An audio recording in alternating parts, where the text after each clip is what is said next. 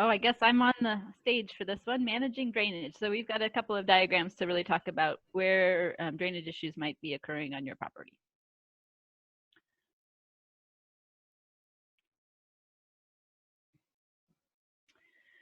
So as you can imagine, a paved road or even a well-compacted gravel road is a source of surface runoff. Your roof runoff from your gutters and downspouts can be a concentrated source of water. And then, septic drain fields is always contributing water to the ground. And then if you're irrigating, that can be one way that the soils become saturated on shoreline properties. And then if the native vegetation has been removed, the ability of the soil has to handle more water because that vegetation isn't there to help remove moisture from the soils.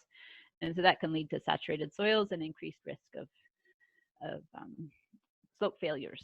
And then we also talked with that image of the glacier about the impervious layer. So oftentimes on medium and high bank properties, you'll be able to look at your bluff and see kind of a line that goes across it, and maybe there's some seeps or some moisture that emerges from the bank in that location. And so that's kind of the impervious layer that's causing groundwater to move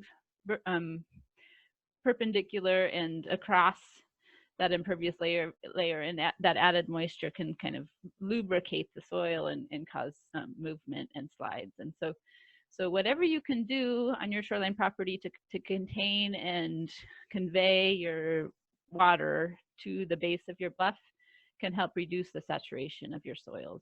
So we have one more picture about that.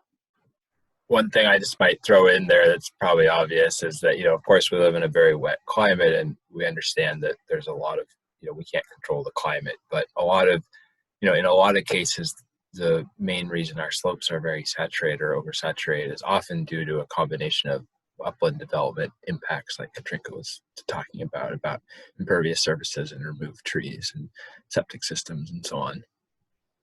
Yeah, and then another thing our habitat biologist from Fish and Wildlife wanted us to mention as well is that it's a common practice to toss yard clippings and brush onto your slopes or banks on the marine shoreline, and that really isn't recommended because it shades and adds weight to those slopes and can lead to slope failure. So if you're trying to figure out ways to manage your yard waste, I would recommend going upslope away from your house and having some sort of compost or brush pile further away from the bank.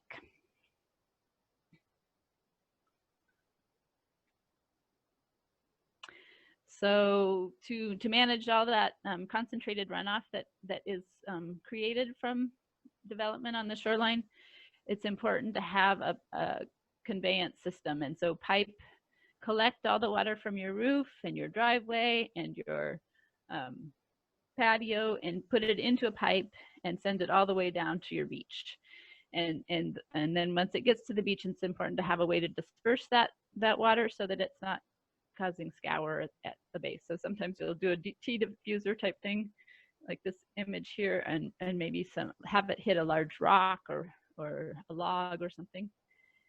And one thing about managing drainage is that, it's great once you put it in, it works great, but you need to check on it on multiple times a year, because if you have a break in your line or if one of the fittings comes apart, you might have leakage that's up higher on the slope, and that could lead to a slope failure if you're having the water erode up higher on the bank. So checking it regularly is important.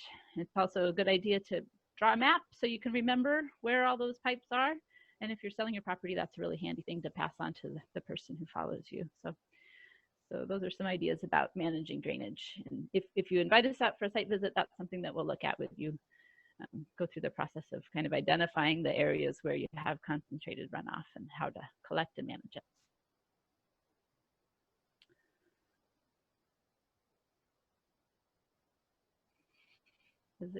Does anyone have any questions about